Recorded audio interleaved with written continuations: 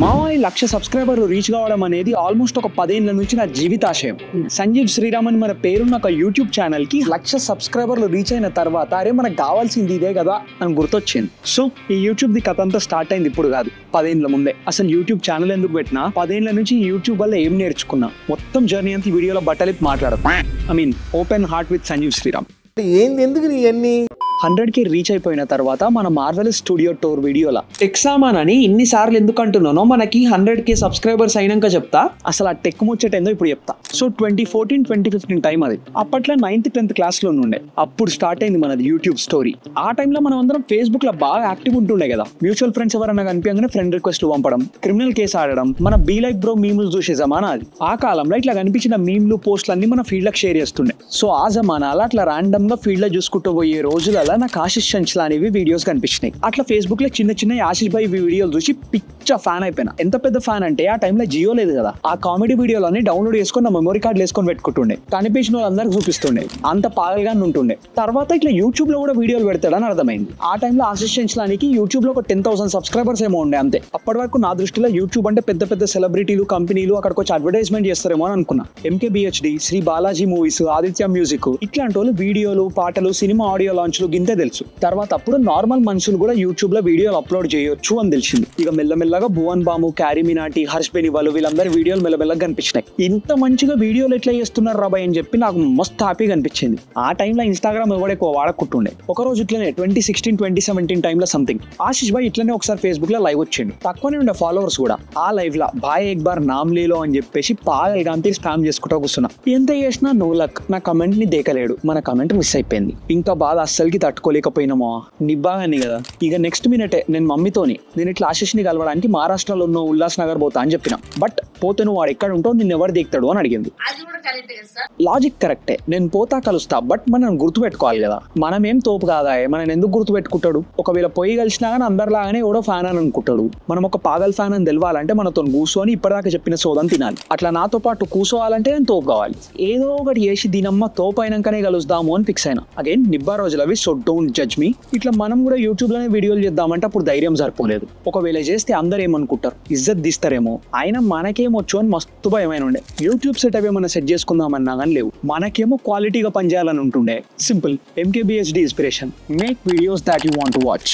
So ఈ పంచాయతీ ఇట్లా parallel గా నడుస్తుంది. దీంతో పాటు చిన్నప్పటి నుంచి 1st-2nd క్లాస్ నుంచే మాక్సిమం అందరు లాగానే వీడియో గేమ్లు అంటే మస్తు ఇష్టం నాకు. బట్ కొనుక్కొని ఆడేటంత లగ్జరీ లేవు. దోస్తుగాళ్ళ దగ్గర PSP చూసి ఏడ్చుకుంటా తిండి తినా స్కూల్కి పోను అని చెప్పి పాగలుగా తిరిగి చేసిన. అయినా కానీ డాడీ కొనిపించలేడు. ఒక్కరోజు కాదు కొన్ని నెలలు ఏడుచుకుంటా కూర్చున్నా. అయినా కానీ నో లక్. ఇక ఏడ్చి ఒక పాయింట్ తర్వాత హార్ట్ బ్రేక్ అయిపోయింది. డిప్రెషన్ తో డిసప్పాయింట్ అయ్యి. అది 500-600లకు వస్తాయి చూడు, 999999 in 1. చిన్నప్పుడు డాడీ అది కొనిపించిండు. తమ్ముడు వాళ్ళిద్దరు నేను ఆడుకుంటా కూర్చుంటే 2 నెలల ఖరాబ్ అయిపోయింది. కుదిరినప్పుడల్లా నెలకు ఒక 10 రూపాయలు సేవ్ చేసుకొని బయట వీడియో గేమ్ షాప్కి పోయి గేమ్ ఆడి ట్రై చేస్తుండే. ఆ 10 రూపాయలతో మనం PlayStation అర్ధగంట ఆడుకోవచ్చు. సో నెలకు ఒకసారి పోయి Ben Ten protector of the earth అని ఒక గేమ్ ఉంటుంది. అగైన్ ఈ PlayStation 2 గేమ్ PSP లో కూడా ఉంటుంది. చిన్నప్పటి నుంచి మా దోస్తు గల PSP లో ఇంట్లో చూసిన. సో గేమ్ షాప్ కి పోయి 10 రూపాయలు ఇచ్చి అర్ధగంట సేపు ఈ గేమ్ ఆడుతుండే. సో మన దగ్గర ఎక్కువ పైసలు ఉండవు.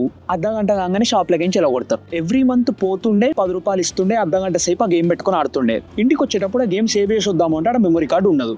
సో మళ్ళీ నెక్స్ట్ మంత్ వచ్చినప్పుడు మళ్ళీ ఫస్ట్ నుంచి ఆడాలి.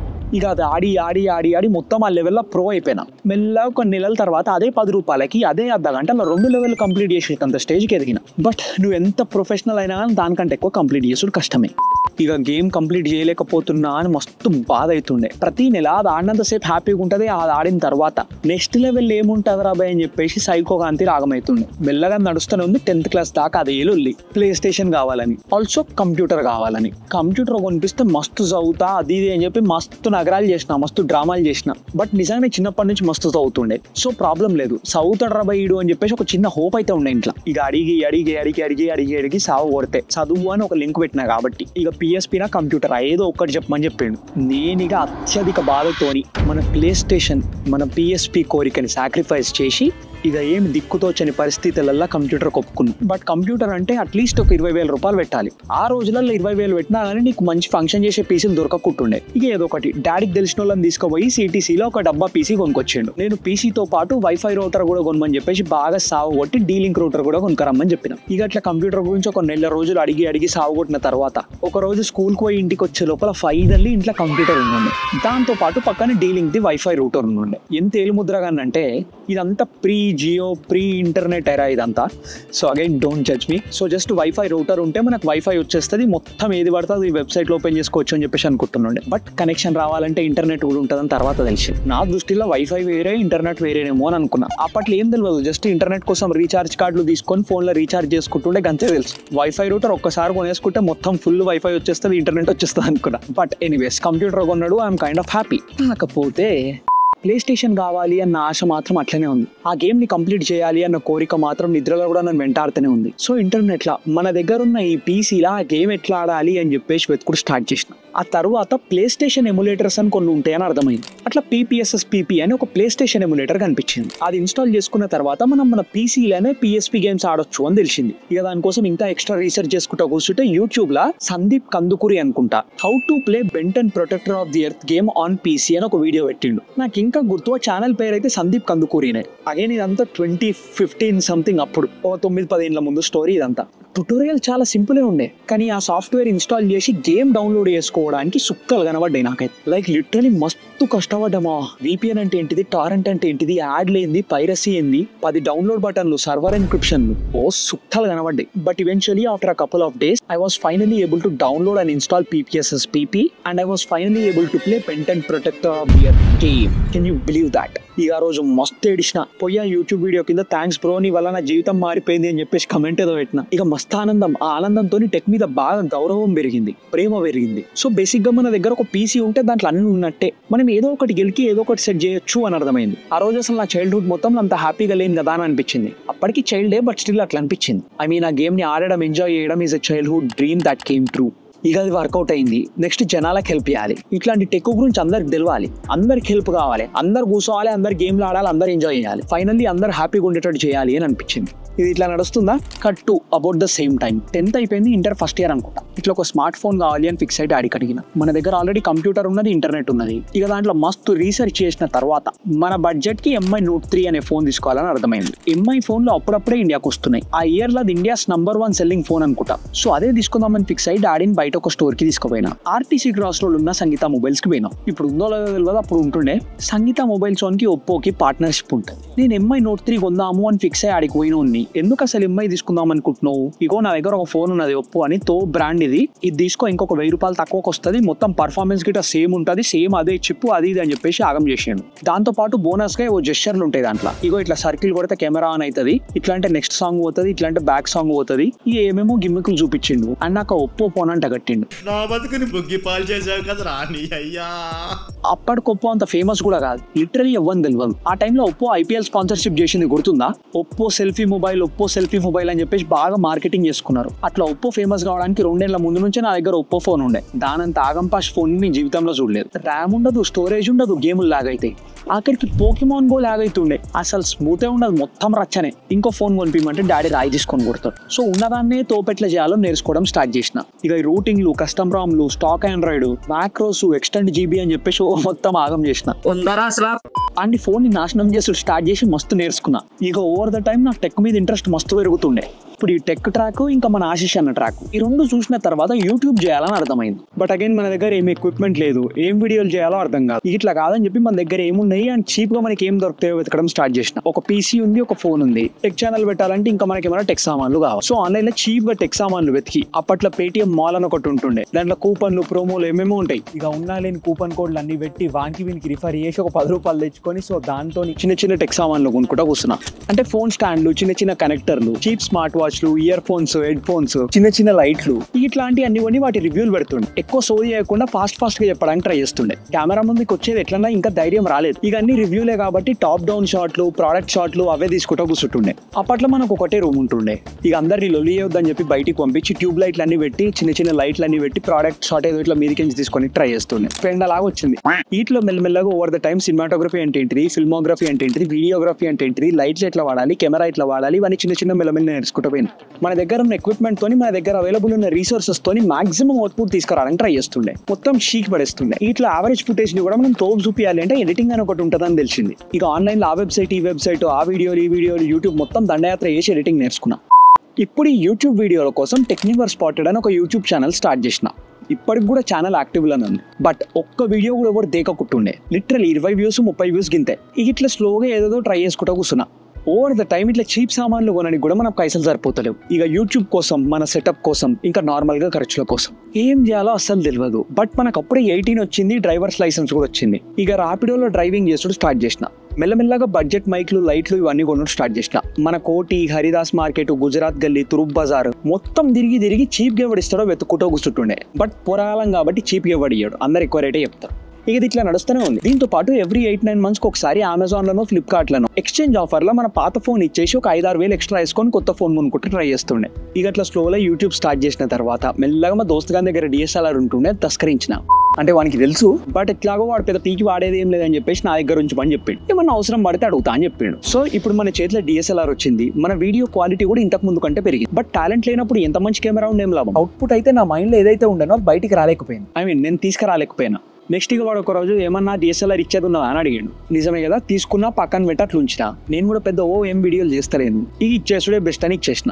ఆ పాయింట్ తర్వాత నేను క్వాలిటీని మస్తు సీరియస్ తీసుకున్నా. ఇక స్లోగా మన ఫోన్ల నుంచి లాగ్ ఫుటేజ్ ఎట్లా తీయాలి, మన దగ్గర ఉన్న లిమిటెడ్ రిసోర్సెస్ తోని తోప్ అవుట్పుట్ ఎట్లా తీసుకురావాలి అని చెప్పి ఎక్స్పెరిమెంట్లు మామూలుగా చేయలేదు. సో అట్లా ఎక్స్పెరిమెంట్లు అన్ని చేసిన తర్వాత మన దగ్గర ఉన్న సెటప్ కి అండ్ ఎక్విప్మెంట్ కి మన డబ్బా రూమ్ లో ఓన్లీ ఒక యాంగిల్ లో ఒక్క ఫ్రేమ్ మాత్రమే మంచిగా కనిపిస్తుంది. బట్ మనం ఆ పాయింట్ వరకు ఒక్కసారి కూడా కెమెరా ముందు వచ్చి కూర్చోలేదు, కెమెరాతో ఎప్పుడు మాట్లాడలేదు. జనాలు అప్పుడు కూడా ఎవరైనా ఏమని అంటారా అని చెప్పేసి నాకైతే అసలు ప్యాక్ ఉండే మొత్తం. ఇక చాలా ధైర్యం తెచ్చుకొని ఇన్నేళ్ల నుంచి మనం వీడియోలు పెడుతున్నాం, ఎవరు దేకలేడు. ఇప్పుడు మనం కెమెరా ముందర ఉంటేంది లేకపోతే ఎవడు ఎట్లాగో దేకడని చెప్పేసి ధైర్యం తెచ్చుకొని కెమెరా ముందుకు వచ్చి ఫస్ట్ వీడియో రికార్డ్ చేద్దామని ఫిక్స్ అయినా. ఇప్పుడు ఈ గోడని యూజ్ చేసుకొని యూట్యూబ్ వీడియోలు ఎట్లా చేయాలి రా అని చెప్పేసి పాగల్ గాంతి బ్రెయిన్ స్టార్మ్ చేసిన తర్వాత ఇట్లా రోబోట్ గాని లేక కూర్చొని కెమెరాతో మాట్లాడాలని అర్థమైంది. సో సంజీవ్ శ్రీరామన్ కొత్త యూట్యూబ్ ఛానల్ పెట్టినాం బాగానే ఉంది. ఇప్పుడు ఈ ఛానల్ ఏం చేస్తాం, నేను ఎగ్జాక్ట్ ఇదే టైంలో యూఎస్కి మాస్టర్స్ కోసం పోదామని చెప్పేసి ప్లాన్ చేస్తుండే. సో నేను చేసిన రీసెర్చ్ కానీ, నా దగ్గర ఉన్న రిసోర్సెస్ కానీ, వీటి గురించి వీడియోలు పెడితే అయిపోతుంది కదా అనిపించింది. అంతే కదా, మన దగ్గర ఉన్న ఎక్విప్మెంట్ తోని బయటికి పోయి వ్లాగులు తీసేటంతా లేదు.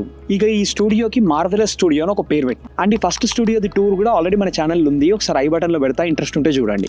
ఎవరు చూడడు కదా, మరి ఎందుకు రాబోయే ఈ వీడియోలు పెడుతున్నావు అని నాకు అప్పుడప్పుడు అనిపిస్తుంది. నాకు ఇన్ జనరల్ మొత్తం ఒక దగ్గర నుంచి డాక్యుమెంట్ చేసుకోవడం ఇష్టం. సో ఈవెన్ మన పాత టెక్నివర్ స్పాటెడ్ ఛానల్లో కూడా how to make audio sound cinematic, best settings for your microphone, ఇట్లాంటివి కొన్ని ట్యుటోరియల్ లాంటి వీడియోలు చేస్తుండే. ఇక్కడ బేసిక్ గా ఆడ నుంచి ఒక పాయింట్, ఇన్ నుంచి ఒక పాయింట్ నేర్చుకుంటాం కదా, అట్లా నేను నేర్చుకున్న పాయింట్లని తీసుకొచ్చి ఒక వీడియోలో పెట్టుకుంటే ఫ్యూచర్ లో నాకు ఎప్పుడన్నా చూసుకుంటే క్లియర్ గా అర్థమైపోతుంది. అంటే నేను ఒకవేళ పాయింట్స్ మనం మర్చిపోయినా కానీ నేను ఈ పాయింట్ లో కూడా ఆ వీడియో యూస్ చేస్తే నేను ఎగ్జాక్ట్లీ ఆడియోని ఎట్లా ఎడిట్ చేస్తుండే అని చెప్పేసి అక్కడ నుంచి రిఫరెన్స్ లాగా తీసుకోవచ్చు. సో అదే మోటివ్ తోని లెట్స్ సే నాలాంటోడు ఎవడో ఫ్యూచర్ నుంచి ఈ వీడియోలు చూస్తే మనకి క్లియర్ గా జర్నీ మొత్తం అర్థమైపోతుంది అనే ఇంటెన్షన్ తోని ఈ యూట్యూబ్ ఛానల్ స్టార్ట్ చేసిన. ఆల్సో ఈ టైంలో నేను బిగ్ డేటా ఇంజనీర్ లాగా ఇన్ఫోసిస్ లో ఫుల్ టైమ్ జాబ్ కూడా చేస్తుండే. సో ఆ వర్క్ కి యూట్యూబ్ అనేది నాకు ఒక స్ట్రెస్ బస్టర్ లాగా ఉంటుండే. ఎవరు వీడియోలు చూడరు అని తెలిసినా కానీ నాకు అదే మోటివేషన్, ఎందుకంటే ఈ వీడియోలు చేస్తే నా స్ట్రెస్ పోతుంది. ఇట్లా సంజీవ్ శ్రీరామన్ కొత్త యూట్యూబ్ ఛానల్ క్రియేట్ చేసి దానికోసం ఒక ఇంట్రొడక్షన్ వీడియో రికార్డ్ చేసిన. ఇట్లా నా ఇంట్రొడక్షన్ మొత్తం ఇచ్చేసి మాస్టర్స్ కోసం యూఎస్ పోదాం అనుకుంటున్నా, మొత్తం నా జర్నీ అంతా ఛానల్లో షేర్ చేస్తా అని చెప్పిన. ఇన్ని దరిద్రాలతో పాటు మనకు ఓసిడి కూడా ఒకటి ఉంది. ఏంటంటే మనం తయారు చేసే కంటెంట్ మొత్తం స్ట్రాటజిక్ గా సీక్వెన్స్ లో ఉండాలి అని ఒక దూల్ ఉంటుంది. అంటే స్టార్టింగ్ లో నేను పెట్టే వీడియోకి ఒకదానికి సీక్వెన్స్ లోనే ఉండాలి అన్న మోటివ్ ఉంటుండే. బై ద టైమ్ ఫస్ట్ ఒక స్టెప్ చేసినాం, దీని తర్వాత నెక్స్ట్ స్టెప్ ఏంటిదో ఆ స్టెప్ కి రిలేటెడ్ మళ్ళీ దాన్ని బ్రేక్ డౌన్ చేసి దాంట్లో స్టెప్ 1A, స్టెప్ 1B. ఏం మాట్లాడుతున్నారా నువ్వు, నీకేమైనా బుర్రున్నదారా? సో అట్లా మొత్తం సీక్వెన్స్ లో క్లియర్ గా ఎక్స్ప్లెయిన్ చేయడం స్టార్ట్ చేసిన. ఈ సీక్వెన్స్ ఒకటే మన ఓసిడి కాదు, మన పాత టెక్నివర్స్ ఛానల్ ఏదైతే ఉందో దాంట్లో వీడియోలు పెట్టిన 3 ఏళ్ల తర్వాత కూడా మనం కొత్తగా నేర్చుకుంటూ ఉంటాం కాబట్టి పాత థంబ్నెయిల్స్ అన్ని పోయి రీక్రియేట్ చేసి దాన్ని బెటర్ గా ఎట్లా మనం ప్యాకేజ్ చేయొచ్చు అని చెప్పేసి అవన్నీ గెలుపుకుంటూ కూర్చుంటుండే. జనరల్ గా మనం MKBHD వీడియోలు, మిస్టర్ బిస్ట్ వీడియోలు ఇవన్నీ ఎప్పటి నుంచో చూస్తుండే కాబట్టి వాళ్ళైతే ఈ వీడియోకి ఎట్లాంటి థంబ్నెయిల్ పెడతారో అని మెల్లమెల్లగా ఆలోచించడం స్టార్ట్ చేసిన. సో మీలో ఎవరైనా యూట్యూబ్ చేస్తున్నట్టయితే దిస్ ఇస్ మై టిప్. అంటే మీ ఇన్స్పిరేషన్స్ ఒకవేళ వీడియో పెడితే దాని థంబ్నెయిల్ ఎట్లా చేస్తారు అని చెప్పేసి ఒకసారి ఆలోచించండి. కొత్త క్రేజీ ఐడియాస్ వస్తాయి. అట్లా టెక్ ఛానల్కి చేస్తున్నా ఓకే, బట్ ఈ కొత్త యూట్యూబ్ ఛానల్ ఏదైతే ఉందో దీంట్లో ప్రతి ఒకటే thumbnail ఉంటుండే మనది. జస్ట్ బ్యాక్గ్రౌండ్లో టెక్స్ట్ మార్చుకుంటూ పోయినా, ఎందుకంటే అగైన్ మన దగ్గర ఓన్లీ ఒక ఫ్రేమ్ ఉంది. ఆ ఫ్రేమ్లోనే రికార్డ్ చేస్తా, ఆ ఫ్రేమ్లోనే ఎడిట్ చేస్తా, ఆ ఫ్రేమ్లోనే నేను అప్లోడ్ చేస్తా. ఇక అట్లా కొత్త ఛానల్ పెట్టినాం, వీడియో అప్లోడ్ చేసిన తర్వాత ఫస్ట్ నా ఛానల్కి నేను సబ్స్క్రైబ్ చేసిన తర్వాత ఎవరికి షేర్ చేస్తలే. మా ఓన్కి ఫోన్ చేసి అరే మచ్చా ఇట్లా ఒక యూట్యూబ్ ఛానల్ పెట్టినా అని చెప్పిన. నేను లింక్ కూడా షేర్ చేయలేదు, ఎందుకంటే మొత్తం ఆర్గానిక్గా రావాలి అది ఇది అని చెప్పేసి ఉండే. సో ఆల్మోస్ట్ ఒక 5-6 గంటలు చూసిన తర్వాత ఒక్క వ్యూ కూడా రాలేదు. ఇక మస్తు బాధ అయింది. ఈ గ్యాప్లో మా బీటెక్ వాళ్ళు కూడా కొంతమంది మాస్టర్స్కి పోదామని చెప్పేసి ప్లాన్ చేస్తున్నాడు. సో ఇక పోయిరాబాయ్ అని చెప్పేసి మన యూట్యూబ్ వీడియో లింక్ తీసుకొని మా క్లాస్ గ్రూప్ లో పెట్టిన. టోటల్ 60 మంది క్లాస్ల నుంచి ఒక 10 సబ్స్క్రైబర్లు వచ్చారు. సో ఇక మెల్లమెల్లగా వీడియోలు చేసుకుంటూ వచ్చిన, యాక్చువల్లీ ఫాస్ట్గా వీడియోలు చేసుకుంటూ వచ్చిన. టోటల్లీ మనకి 100 సబ్స్క్రైబర్స్ రీచ్ అయ్యారు. నేను అసలు నమ్మలేకపోతున్నా. ఇక సడన్గా నాకు తెలియని దగ్గర నుంచి యూట్యూబ్ లో ఒక కమెంట్ వచ్చింది, ఏదో క్వశ్చన్ ఏదో వచ్చినుండే. ఇక నేను మా ఓన్కి ఫోన్ చేసి అరే మచ్చా నువ్వే కదా ప్రాంక్ చేద్దామని చెప్పి ఫేక్ అకౌంట్లు క్రియేట్ చేసుకొని ఇలా కమెంట్లు పెడుతున్నా, మొత్తం మనకు ఆర్గానిక్ రావాలనుకున్నాం కదా, ఎందుకు దూరం ఎందుకు పెడుతున్నారు అని చెప్పి ఇచ్చి పడేసిన. వాడు ఎంత చెప్పినా నేను నమ్మలేదు. తర్వాత మస్తు సేపు అయినాక రియలైజ్ అయ్యి ఓకే నాకు జెన్యూన్ గా నిజంగానే ఒక కమెంట్ చేసిండు, మన వీడియో నిజంగానే వరకు యూజ్ అవుతున్నాయి అని అప్పుడు అర్థమైంది. ఇక నెక్స్ట్ ఇట్లా వీడియోలు పెడుతున్నా, మాస్టర్స్ కోసం అప్లై చేసినాం, అంత బాగానే ఉంది. అడ్మిషన్స్ కోసం వెయిట్ చేస్తుండే. ఇక నార్మల్ గానే యూఎస్ లో మాస్టర్స్ చేయాలంటే ఎంత పంచాయతీ ఉంటుందో మీకు తెలుసు కదా. సో ఇక దాంట్లో ప్రతి ఒక్క మైన్యూట్ డీటెయిల్ గురించి ఎక్స్ప్లెయిన్ చేసుకుంటా వీడియోలు పెట్టుకుంటా పోయినా. ఇక అప్పటికి మనకి సమ్వేర్ అరౌండ్ 150-200 సబ్స్క్రైబర్స్ ఏమో ఉన్నారు. ఇదంతా నడుస్తూనే ఉంది. సడన్గా ఒకరోజు జిమ్ పోయినా, జిమ్ లో నార్మల్ గా వర్కౌట్ చేస్తున్నా. జిమ్ లో మనోడు ఒకడు వచ్చి బ్రో ఇట్లా నువ్వు ఐఎల్స్ గురించి యూట్యూబ్ లో మన వీడియోలు పెట్టినావా అని అడిగిండు. ఐఎల్స్ గురించో జిఆర్ఈ గురించో కరెక్ట్ గుర్తులేదు, బట్ సంథింగ్ లైక్ దట్. వచ్చి బ్రో ఇట్లా నువ్వు ఈ వీడియోలు పెట్టినావా అని అడిగిండు. నేను ఇక షాక్. నా జీవితంలో ఫస్ట్ నా ఫేస్ ని ఆన్లైన్ లో చూసి గుర్తుపట్టినాడు. ఫస్ట్ ఇంటరాక్షన్ అది కూడా ఎవడో ఎక్కడో చూసి గుర్తుపట్టలేడు. శివం రోడ్ లో మా ఇంటి పక్కన గల్లీలు ఉండే జిమ్ లా నేను రోజు చూసేటోడు ఎవడో మనోడు నా దగ్గరకు వచ్చి సడన్ ఇట్లా నువ్వు యూట్యూబ్ వీడియో పెట్టినావు అంటే నాకేం అర్థం కాలే. అసలు లోకం చాలా చిన్నది చిట్టి అని అర్థమైంది. లేకపోతే ఇంత పెద్ద ప్రపంచంలో మా ఇంటి పక్కన గల్లీలు ఉండే జిమ్ కి నేను పోతే దాంట్లో కూడా నాకు తెలియనోడు సడన్ గా నా దగ్గరకు వచ్చి మచ్చా ఇట్లా నువ్వు యూట్యూబ్ లో వీడియోలు పెట్టినావు అంటే ఎట్లుంటది? అట్లుండే పరిస్థితి. ఇక అప్పటి నుంచి ఏమైందో మొత్తం మీకు ఆల్రెడీ తెలుసు. వీడియోలు పెట్టుకుంటూ పోయినాం, మస్తు మందికి హెల్ప్ అవుతున్నాయి. మీటప్స్ పెట్టినాం, చాలా మంది నా కోసం కలవడానికి వచ్చిర్రు. 500+ మెంబర్స్ నా కోసం వాళ్ళ పనులు మానుకొని నన్ను కలవడానికి వచ్చిర్రు అంటే మన వీడియోలతోని చాలా పాజిటివ్ ఇంపాక్ట్ ఉంది అని నాకు అర్థమైంది. ఏదో ర్యాండమ్ గా సోది చెప్పే వీడియో లాంటి కూడా కాదు, జస్ట్ ఏదో నార్మల్ గా మన దోస్తుగాళ్ళకి అడ్వైస్ ఇచ్చేటట్టే కెమెరాని చూసేసి కెమెరాతో మాట్లాడుకుంటూ కూర్చుంటుండే. అవి జనాలకు యాక్చువల్ గా యూజ్ అవుతున్నాయి. ఇక అట్లా మెల్లగా ఆడుతూ పాడుతూ వీడియోలు చేస్తుంటే సడన్ గా దసరా రోజు 2023లో దసరా రోజు మనకు 100K రీచ్ అయింది. మామూలు హ్యాపీ లేకుండే. ఆ సెలబ్రేషన్ మొత్తం క్యాప్చర్ చేసి ఆల్రెడీ వీడియో కూడా పెట్టిన. తర్వాత కొన్ని రోజులకి మనకి యూట్యూబ్ నుంచి అఫీషియల్ గా సిల్వర్ ప్లే బటన్ కోసం మెయిల్ వచ్చింది. Thank you for being a great creator and making positive contributions to the YouTube community. Congratulations. You have worked hard and earned your silver award. To redeem your creator award, simply copy the code below and proceed to redeem my award. Get ready to celebrate. Congratulations on reaching a YouTube Creator Award milestone. We want to celebrate you and recognize the hard work you have put in to create great content and grow your channel and community. YouTube channel name SANJEEV space SRIRAM. Sanjeev Sriram. Presented to Sanjeev Sriram for passing 1 lakh subscribers on YouTube. Hey, I have to re-verify the name. SANJEEV space SRIRAM. That is correct, bro. Thank you for your last nacho bench. Your order will ship within the next 2 weeks. 2 weeks. Yeah. Final గా silver play button మీద మన పేరు engrave అయ్యి వస్తుంది అని చెప్పేసి ఆ mail లో చూసిన తర్వాత పాగలగానే అయిపోయినా. దన్న ఆర్డర్ ప్లేస్ చేసిన అండ్ ఒక 2-3 వారాలలో ఫైనల్లీ మన ప్లే బటన్ ఇంటికి డెలివరీ కూడా అయింది. సో అరౌండ్ డిసెంబర్ నుంచి అది ఇంట్లోనే అట్లనే దాపెట్టిన. అది అన్బాక్స్ చేద్దామంటే అంత మోటివేషన్ రాలేకుండే, ఎందుకంటే ఈ హెల్త్ టెన్షన్లు, మెంటల్ టెన్షన్లు, జాబ్ టెన్షన్లు ఇవన్నీ నడుస్తున్నాయి కదా. ఇక ఇట్లా చూస్తుంటే మెల్లగా గ్రాడ్యుయేషన్ డే కూడా వచ్చేసింది. ఇక ఇట్లా కాదరా పోయి ఓపెన్ చేయాల్సిందే అని చెప్పేసి ఫిక్స్ అయ్యి గ్రాడ్యుయేషన్ డే రోజు ఫైనల్లీ ఓపెన్ చేసిన. అండ్ ఆ అన్బాక్సింగ్ మూమెంట్ కూడా మీరు అందరూ ఇన్స్టాగ్రామ్ లో చూసారు. ఫైనల్లీ మన సిల్వర్ ప్లే బటన్ అన్లాక్ చేస్తున్నామా. ఓకే, సో ఎట్లా కంటిన్యూ 2024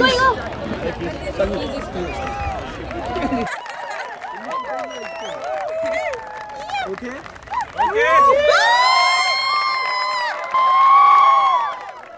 కొత్త సీఈఓ మన Indian. Congratulations on your subscriber milestone. And finally, మన silver play button.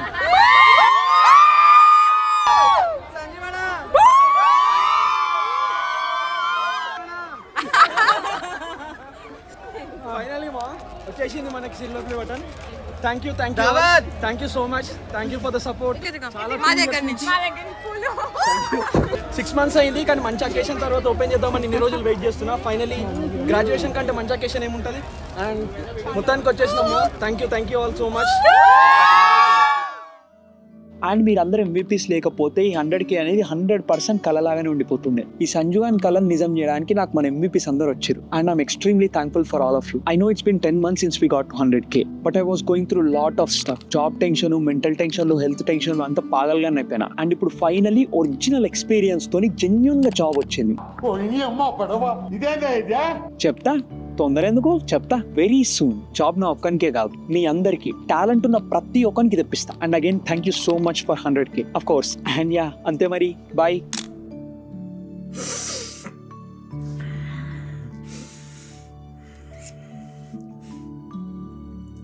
Oh.